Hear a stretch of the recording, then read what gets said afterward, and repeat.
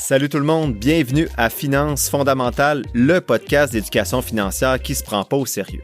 Chaque semaine, je te synthétise un livre qui touche de près ou de loin les finances personnelles et l'investissement boursier. Je te résume donc des centaines d'heures de lecture de façon simple avec des exemples concrets et transparents. Si tu souhaites prendre en main ta santé financière, t'es à la bonne place. C'est parti, bon podcast!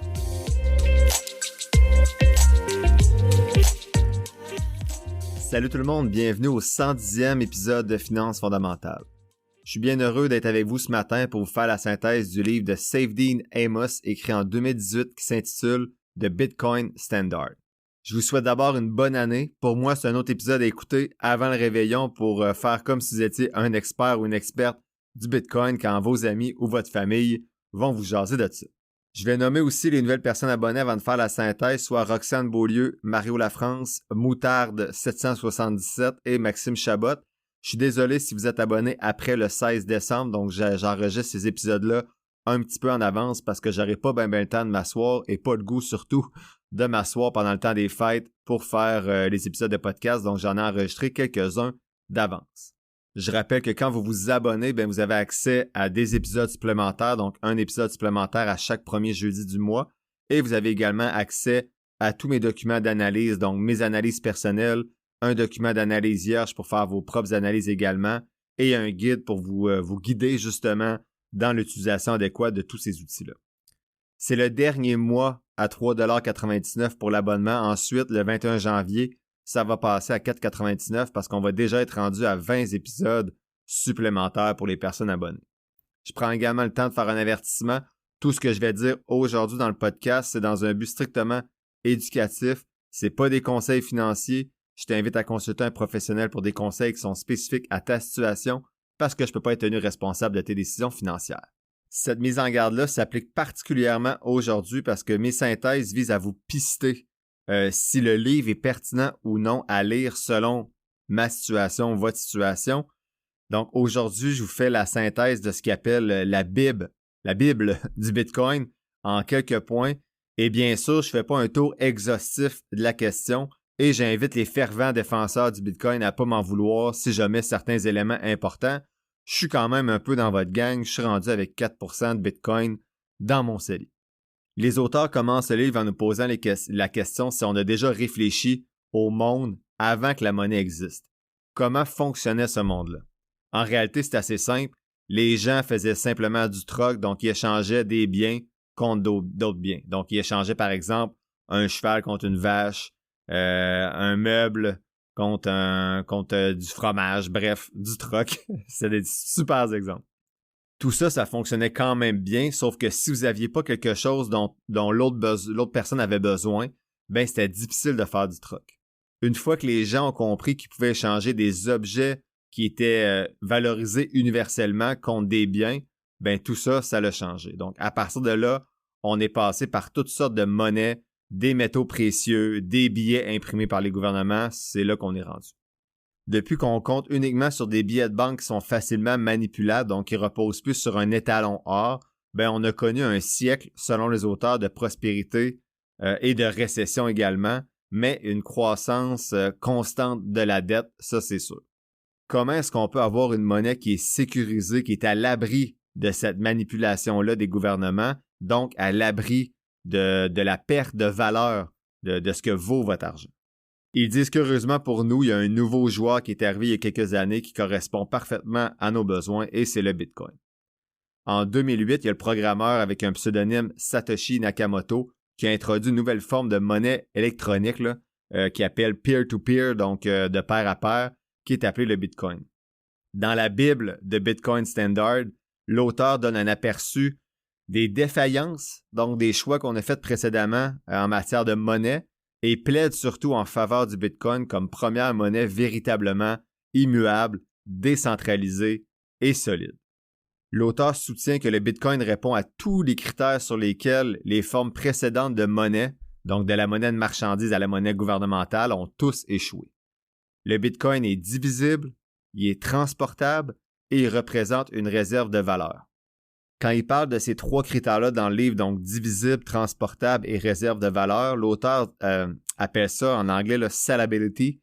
Donc, dans le texte, j'ai pas trouvé de traduction là, en français, mais je vais dire salabilité. Donc, quand je vais dire salabilité dans l'épisode, je vais faire référence à ces 3 critères-là de divisible, transportable et réserve de valeur. Mais l'auteur dit que c'est surtout le Bitcoin, une monnaie numérique qui est souveraine de l'ingérence gouvernementale. Je m'excuse d'avance, c'est peut-être pas le meilleur livre là, pour une petite écoute relax du temps des fêtes avec les enfants dans le char pendant la route, mais je pense que vous allez en apprendre beaucoup et être capable ce soir ou au jour de l'an de jaser de Bitcoin avec le beau-frère ou votre gendre. On va voir ça un petit peu plus en détail. Premier élément de synthèse, c'est l'évolution de la monnaie. Donc, la propriété clé, selon l'auteur, qui va conduire à l'utilisation de quelque chose comme monnaie, c'est comme on vient de voir, la salabilité. Donc, la salabilité, pour lui, peut être évaluée à travers des échelles, donc divisibles. Par exemple, un once d'or, c'est difficile à diviser. Alors que si tu as 5 000 $, ben c'est facile de diviser 5 000 $ maintenant. On parle également de transportabilité. Donc, une once d'or, c'est plus difficile à transporter que 5 000 $, on va dire, en argent papier. Et de l'argent papier, c'est assurément plus facile à transporter qu'un bœuf. Et le dernier, c'est une réserve de valeur à travers le temps, mais c'est la capacité de la monnaie à agir justement comme réserve de valeur pour vous construire un patrimoine. Ça, quelque chose comme l'or peut le faire également, mais l'or ne respecte pas les critères de transportabilité et de divisibilité. Quand je dis ça, on comprend, si tu as une once d'or puis tu veux t'acheter quelque chose qui vaut, on va dire 1 000 $, mais que ton once d'or vaut 5 000 $, puis là, je dis des chiffres comme ça, là, je connais pas la valeur de l'once d'or, j'ai pas vérifié, mais il va falloir que tu achètes quelque chose qui vaut 5 000 ou que tu acceptes de perdre 4 000 $ en donnant ton once d'or, donc qui vaut beaucoup moins que ce que tu veux réellement de la personne qui fait du troc ou de l'échange avec toi. L'auteur dit qu'on peut évaluer la salabilité d'un produit avec le concept clé de ratio stock-flux, donc le stock-to-flow ratio. Ce ratio-là va mesurer la quantité d'une ressource, une matière première qui est actuellement en circulation, divisé par la quantité de cette ressource-là, matière première, qui est produite à chaque année. Donc, si l'offre existante est plus grande que la production, donc que l'offre future, mais ça suggère que la monnaie ou le produit, la matière, est plus susceptible de maintenir sa valeur dans le temps, et c'est ce que Bitcoin est, selon l'auteur. Il y en a plus en circulation maintenant qu'on va continuer à en développer dans le futur.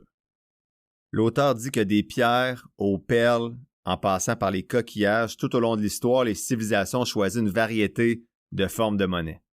Ces formes-là de monnaie ont toutes échoué lorsque le ratio stock-flux a chuté, donc que le progrès technologique ont mené à d'autres découvertes avec un ratio stock-flux plus pertinent et une salabilité plus élevée également. C'est pour cette raison principale-là que le monde s'est tourné vers des métaux monétaires, donc tout d'abord avec des standards d'argent, puis d'or. Pendant des millénaires, l'or a été la monnaie de marchandise choisie parce que sa demande monétaire et sa rareté lui donnaient un ratio stock-flux plus élevé que les autres alternatives. Donc, il y avait plus d'or sur le marché que ce qui pouvait être produit à chaque année. Mais comme le décrit l'auteur, l'échec historique de l'or, c'est qu'il ne pouvait pas être transporté, à part si on le centralisait dans des institutions financières. Et bientôt, ces institutions-là, ces gouvernements-là n'ont pas pu résister à la tentation de prêter plus que ce qu'il y avait en réserve d'or. C'est là qu'on parle de l'étalon or. Donc, avant, la banque pouvait prêter ce qu'elle avait comme valeur en or dans ses coffres. Mais avec le président Nixon aux États-Unis, je pense, là, c'est plus le cas. Donc, ils ne sont pas obligés d'avoir dans leur coffre le montant d'or qu'ils peuvent prêter aux gens comme nous. Ça, ça va entraîner de l'inflation parce qu'on peut toujours créer plus de valeur qu'il en existe réellement. Et ça va diminuer la valeur de notre argent papier parce qu'elle n'est plus basée sur rien de concret. Avec tout ça, on en est arrivé aux formes actuelles de monnaie, donc la monnaie qu'on appelle fiduciaire qui est gouvernementale. Donc la solidité de la monnaie fiduciaire gouvernementale, on peut juste dire un des deux, là, ça peut être fiduciaire ou monnaie gouvernementale, ça dépend de ceux qui vont être au pouvoir.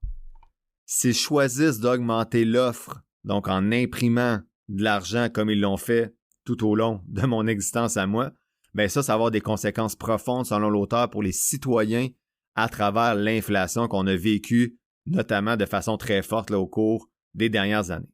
Il dit cependant que la monnaie gouvernementale reste notre principal moyen de payer pour plusieurs raisons. C'est comme ça qu'on doit payer nos impôts, donc on est obligé de payer des impôts au gouvernement et ça se fait avec leur argent, donc la monnaie fiduciaire, ce qui va augmenter la salabilité de la monnaie fiduciaire. Également, la monnaie fiduciaire est réglementée dans un système bancaire, donc les gouvernements vont contrôler puis réglementer l'utilisation de la monnaie fiduciaire, ce qui augmente encore une fois sa salabilité parce qu'elle devient facile à diviser, à transporter, donc avec des transferts en ligne, et elle peut garder une certaine forme de valeur malgré l'inflation. Souvent, les alternatives sont interdites, donc il y a des lois sur les monnaies qui sont légales à travers différents pays, ce qui va rendre les autres alternatives peu viables. Et la monnaie fiduciaire avait à la base été établie comme une norme crédible parce qu'elle reposait sur un étalon or. Hey Atlanta, Apple is open for small business. That's right. We're here to make starting and running your business simpler. With privacy and security built in on all devices, it's easy for you to protect your customers' data. And if you need hardware or software support, you'll get advice from business experts at no cost whatsoever. So you can focus more on the soup du jour and less on, the other stuff.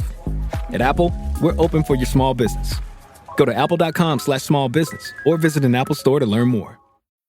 Burlington's Oh Wow Winter Clearance event is on right now. Throughout your store, you'll find tons of new markdowns just taken. Look for red clearance tags throughout the entire store for her, him, the kids, and your home. Score some serious savings at Burlington, up to 70% off other retailers' prices on clearance items. These deals on top of deals won't last long, so stop in today. Burlington. Deals, brands, wow. Prices and selections vary by location.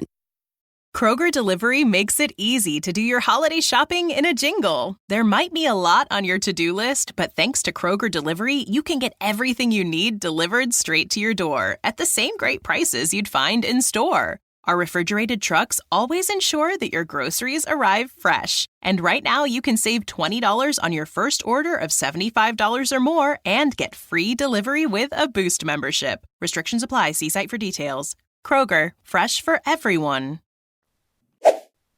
Par contre, la monnaie fiduciaire, la monnaie gouvernementale, c'est pas, selon l'auteur, une monnaie stable, donc ce qu'on dit en anglais une sound money. Comme il dit, la monnaie stable, c'est choisi par un marché libre qui va pouvoir résister aux ingérences gouvernementales. Et bien sûr, ici, je vous rapporte les propos du livre. C'est pas nécessairement ma position là, de dire que la monnaie fiduciaire, c'est de la merde. Même si, bien sûr, je comprends que ça peut perdre sa valeur à travers le temps avec l'inflation, puis je trouve pas que les gouvernements font toujours les meilleurs choix à n'imprimer à qui mieux, sans faire attention aux dépenses de l'État. Deuxième élément de synthèse, c'est la monnaie stable versus la monnaie non fiable. Donc, la monnaie stable, c'est ce qu'on veut, c'est ce que l'auteur parlait au point précédent, qui est d'avoir une monnaie qui est indépendante, libre de l'ingérence gouvernementale, et ce qu'on veut pas, c'est la monnaie non fiable, et c'est ce qu'on a actuellement, selon lui. Lorsqu'on compare l'or à la monnaie gouvernementale, la valeur de l'or est plus prévisible dans le temps parce qu'il y a certaines contraintes d'approvisionnement. En effet, on ne peut pas imprimer de l'or tant qu'on veut et il y a un certain coût à extraire de l'or et il y a un certain temps nécessaire également pour extraire l'or. Ça va garantir une préférence que l'auteur appelle temporelle plus basse, ce qui va favoriser des prises de décision économiques plus productives. Donc, il dit qu'il va y avoir moins de dichotomie entre la valeur accordée au présent et au futur. Ça va être plus stable. Les gens vont donc pas diminuer leur épargne actuellement pour profiter de la vie parce qu'il y a une incertitude dans leur futur, alors qu'avec une monnaie plus stable, les gens vont autant accorder d'importance au présent que d'épargner pour leur futur soi, leur futur eux, bref, leur futur également. Inversement, la monnaie gouvernementale, la monnaie non fiable selon l'auteur, va décourager l'épargne pour l'avenir et encourage l'emprunt et la consommation immédiate. Donc, on va perdre un pouvoir d'achat dans le futur de toute façon, aussi bien en profiter tout de suite, c'est ce que les gens se disent. Pour paraphraser l'auteur, il n'y a aucun incitatif à stocker de l'argent contrôlé par les banques centrales dont l'objectif affiché est de déprécier la valeur de cet argent-là. Selon lui, c'est la monnaie non fiable qui va conduire à une consommation alimentée par une dette qui, et à son tour, va freiner la productivité de la population. Il y a également un danger de nationaliser la monnaie qui va conduire à ce que les politiciens vont abuser de l'argent pour prendre des décisions à court terme en vue de gains électoraux et non pas du bien-être de la population à long terme. En gros, dans ce point-là, quand on compare la monnaie stable et la monnaie non fiable, on dit que la monnaie non fiable, la monnaie gouvernementale, va entraîner une perte de confiance en l'avenir, donc une baisse des investissements et de l'épargne pour favoriser plutôt une consommation immédiate en s'endettant, alors qu'une monnaie plus stable permettrait de croire en l'avenir et ainsi favoriser des comportements sociétaux plus sains, donc un taux de natalité plus élevé, de meilleurs investissements, un meilleur taux d'épargne, une meilleure productivité et la capacité d'innover, donc le goût d'innover à travers la population. Donc, c'était pas un point super clair, même pour moi, quand je l'ai lu. J'espère que cette petite synthèse-là, d'un point pas clair, vous a aidé. Troisième élément de synthèse, c'est l'arnaque de la monnaie moderne. Donc, vous comprenez que l'auteur n'apprécie pas la monnaie fiduciaire, la monnaie gouvernementale. Donc, je vous synthétise son point à l'instant. Il dit que sans un marché d'acteurs indépendants pour déterminer équitablement le prix, les décisions judicieuses basées sur les prix sont impossibles selon lui. C'est le rôle des banques centrales puis du système bancaire de tenter de stimuler la croissance et la consommation. Ce système-là crée cependant des cycles économiques lui-même avec des cycles d'expansion comme de l'inflation et des cycles de récession. Je vous cite une partie du livre que j'ai traduite. L'ingérence de la Banque centrale sur le marché des capitaux est à l'origine de toutes les récessions et de toutes les crises que la plupart des politiciens, journalistes, universitaires et activistes de gauche aiment attribuer au capitalisme. Selon lui, l'idée selon laquelle les banques centrales doivent jouer un rôle sur les marchés des capitaux est maintenant traitée comme une vérité indiscutable. Il dit que l'arnaque fondamentale de la modernité, c'est l'idée que le gouvernement doit gérer l'offre de monnaie. Non seulement c'est une conclusion économiquement fausse selon lui, mais c'est aussi une idée qui finance la violence. Donc l'auteur dit que c'est pas une coïncidence que l'inauguration de la monnaie gouvernementale coïncide avec la Première Guerre mondiale. Bon, ici je trouvais qu'on décrochait un petit peu, là. J'imagine dans un podcast financier, on va un petit peu plus loin. Là, j'étais un tripeux d'histoire quand même, surtout au regard des différentes guerres. J'ai gardé ce bout-là et je vous le partage quand même, mais en gros, l'auteur dit que l'institution de la monnaie gouvernementale coïncide avec l'augmentation d'un taux de violence dans la population. Donc là, on se rapproche un petit peu du complot. Vous comprendrez que je fais juste synthétiser les propos de l'auteur ici. Selon lui, il y a 3 facteurs qui vont alimenter la relation entre la monnaie non fiable et la guerre. Le premier, c'est que la monnaie non fiable, c'est un obstacle au commerce. Donc, il y a une distorsion des valeurs monétaires qui vont attiser une certaine animosité entre les gouvernements et les différents pays. La monnaie non fiable va permettre de financer des combats, également des guerres. Donc, imprimer de l'argent de façon infinie va permettre au gouvernement de continuer de financer des guerres jusqu'à ce que la valeur de la monnaie soit totalement détruite pour le citoyen. Et enfin, la monnaie non fiable va décourager la coopération. Donc, il dit que la monnaie stable va favoriser une certaine, il appelle ça une préférence temporelle plus basse, là. Donc, on l'a vu tantôt, c'était d'accorder de l'importance à l'avenir. Donc, ça va permettre davantage de considération pour coopérer plutôt que d'entrer en conflit pour assurer un avenir plus sain, alors que la monnaie non fiable va faire le contraire, puisqu'on croit moins en l'avenir, ben on est plus propice à financer des guerres dans le présent. 4e élément de synthèse, Bitcoin, le sauveur tant attendu. Donc, la motivation, selon l'auteur, derrière le Bitcoin, c'est une forme de trésorerie électronique purement pair à pair, là, qui ne nécessite pas la confiance en des tiers et dont l'offre ne peut pas être altérée. Le créateur pseudonyme de Bitcoin, donc Satoshi Nakamoto, a atteint cet objectif-là grâce à 4 technologies clés. Donc, un réseau distribué pair à pair, le hachage, là, qu'on appelle également le minage, les signatures numériques qu'on a vues dans l'épisode 102 là, avec Anthony Lewis dans The Basics of Bitcoins and Blockchains.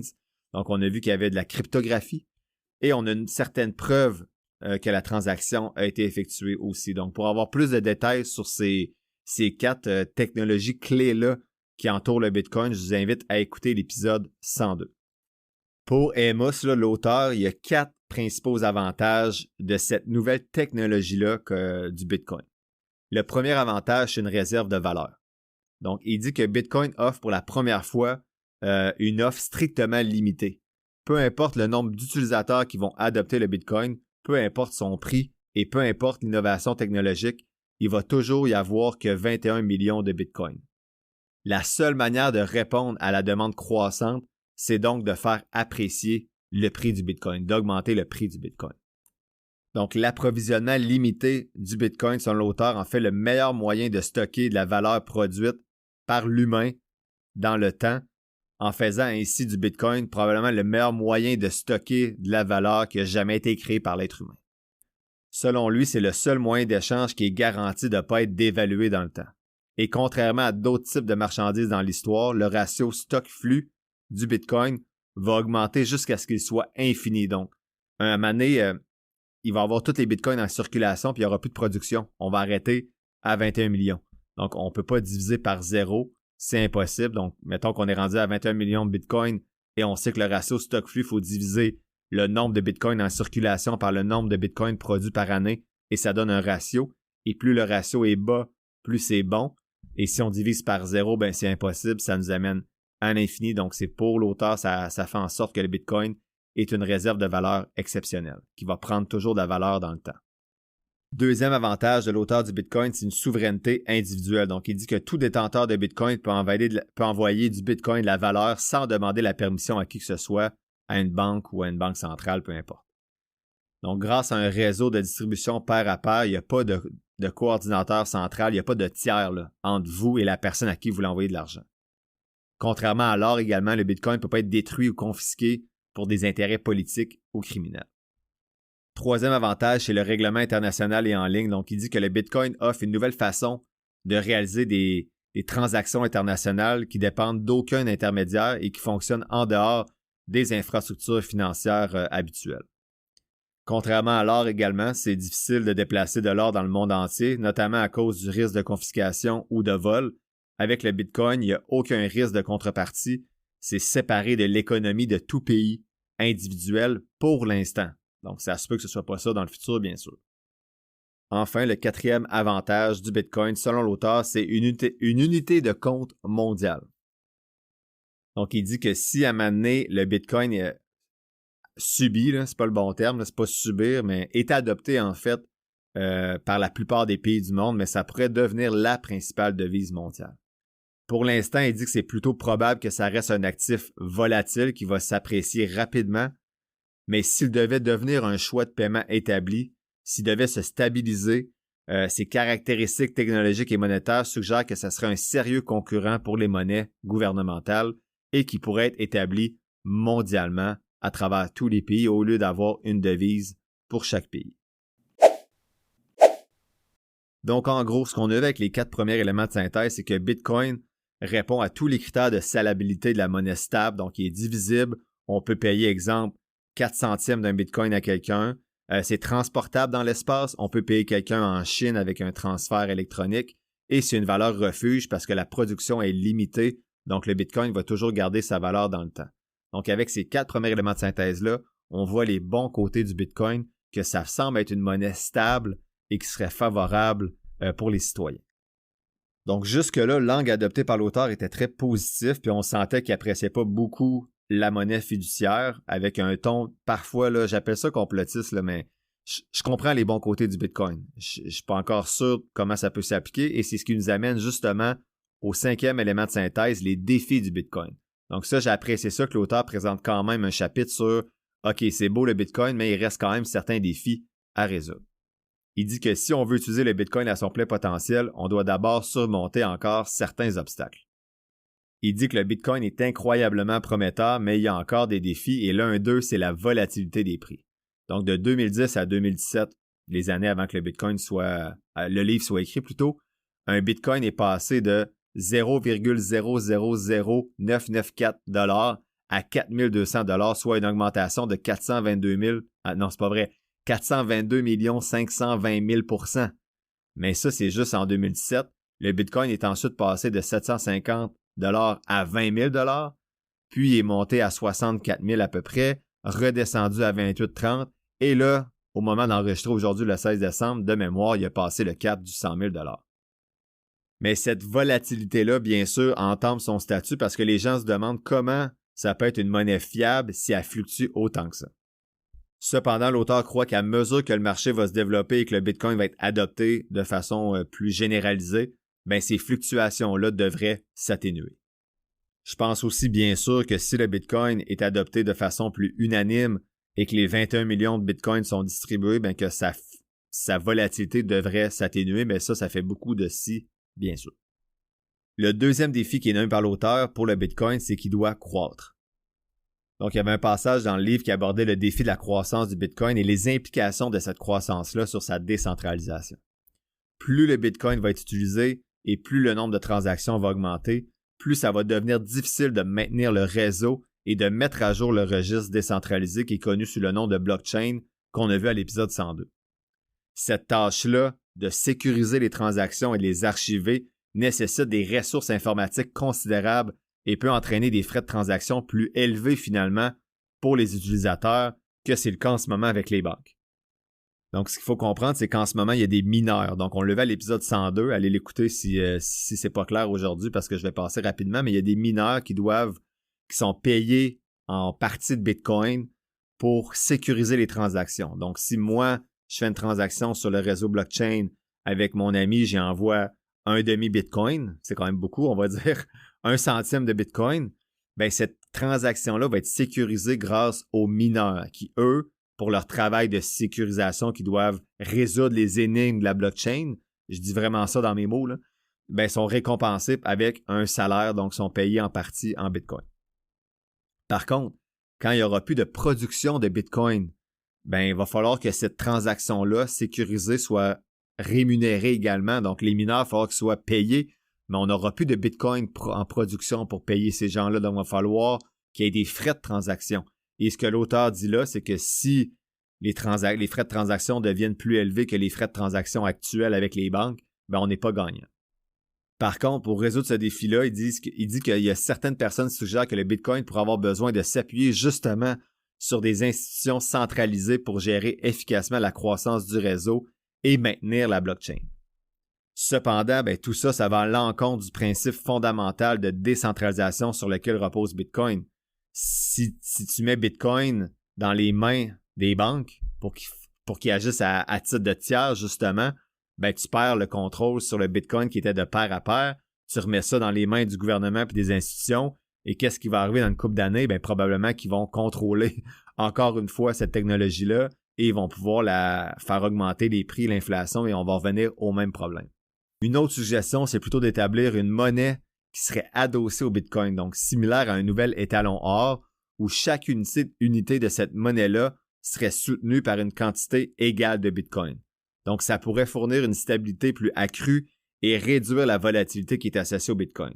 Cependant, bien, cette approche-là nécessiterait encore une fois une supervision centralisée pour fonctionner efficacement. Donc, on reviendrait à ce que c'était avant l'étalon or. Donc, les banques avaient une certaine quantité d'or dans leur coffre et ils pouvaient imprimer de la monnaie par rapport à la même quantité d'or qu'ils avaient. Et après ça, ils ont arrêté de le faire. Ça serait la même chose jusque-là, au lieu de reposer sur un étalon or qui ne garde pas nécessairement sa même valeur dans le temps, mais ça reposerait sur une quantité de Bitcoin.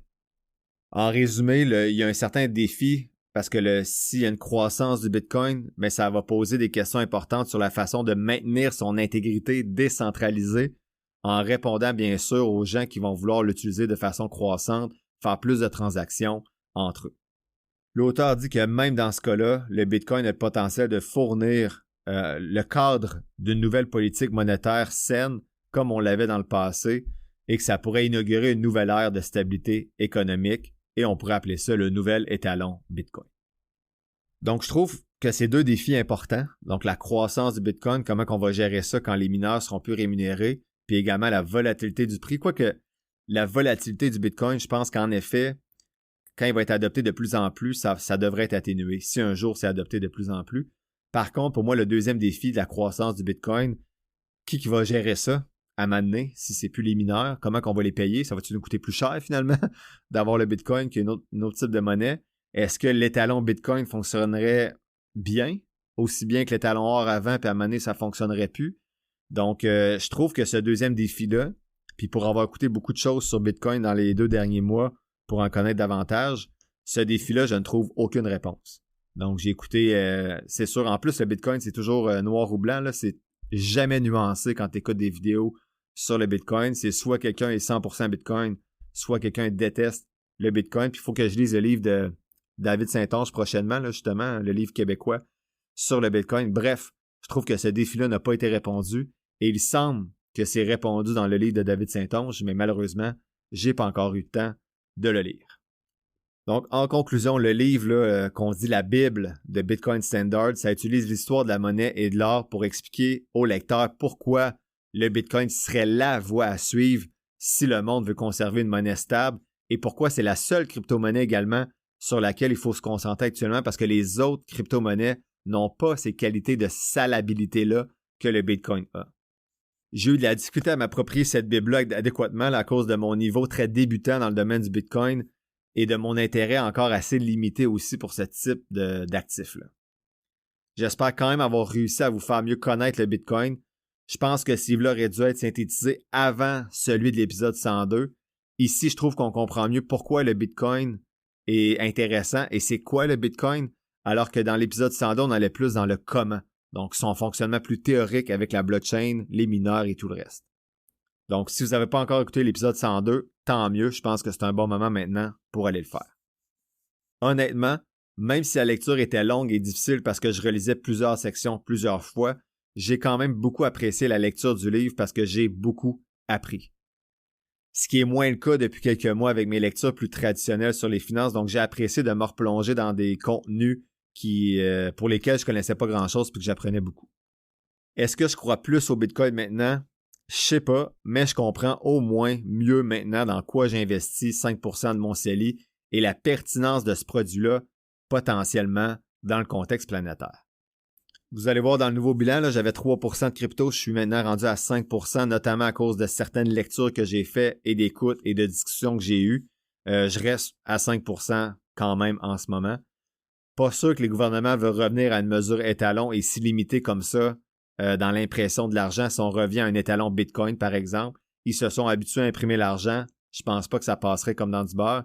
Et on voit que le Bitcoin, sans l'appui de banques centrales et d'institutions, va pogner un mur un jour dans sa croissance et j'ai pas trouvé comment qu'on allait soit réparer ce mur-là ou bien le tasser de là dans les solutions qui sont proposées par différents experts. Je répète pour finir, je ne suis pas un expert ou un croyant là, du Bitcoin, mais je suggère quand même la lecture de ce livre-là pour vous éduquer et être capable de tenir des conversations au-delà du « c'est de la merde » ou du « c'est l'avenir » ce soir autour de la dinde avec vos amis. Le key point, qu'est-ce que je retiens du livre? Bien, ce que je retiens, c'est que la monnaie actuelle, la monnaie fiduciaire ou la monnaie gouvernementale, on pourrait dire, semble nous mettre dans le trouble à long terme et que le Bitcoin pourrait être la solution la plus intéressante à ce jour pour nous sortir de ce problème-là. La semaine prochaine, je vous présente les rendements des stratégies expérimentées en 2024. Ça a été une année...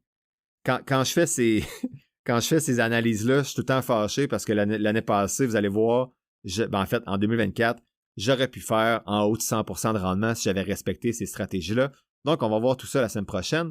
Et ce jeudi, il n'y a pas d'analyse d'action parce que c'est le 20e épisode des abonnés. Je réponds donc à 4 questions. Est-ce que je devrais payer mon hypothèque ou investir dans mon CELI? Pourquoi je ne devrais pas juste investir dans le SP500? C'est quoi les cours marché et le cours limite? Et je vous présente une astuce pour le CELIAP. L'épisode tire à sa fin, j'espère que tu l'as apprécié et merci d'avoir passé un peu de temps avec moi aujourd'hui. Si tu apprécies le podcast, il y a 3 choses gratis que tu peux faire pour m'aider. 1. Partager le podcast sur tes réseaux sociaux. 2. T'abonner, suivre ou donner quelques étoiles au podcast selon la plateforme sur laquelle tu m'écoutes. Et 3. Me suivre sur la page Facebook du podcast. Si tu veux me soutenir davantage, tu peux t'abonner pour $3,99 par mois au podcast et ainsi avoir accès à un épisode spécial supplémentaire chaque mois, en plus d'avoir accès à mon outil d'analyse. Toutes les informations pour me soutenir sont quelque part dans la description de l'épisode. Sinon, oublie pas que je suis pas un expert, prends jamais ce que je dis pour du cash, fais toujours tes propres recherches. Sur ce, merci encore pour ton écoute et on se voit dans le prochain épisode de Finances fondamentales.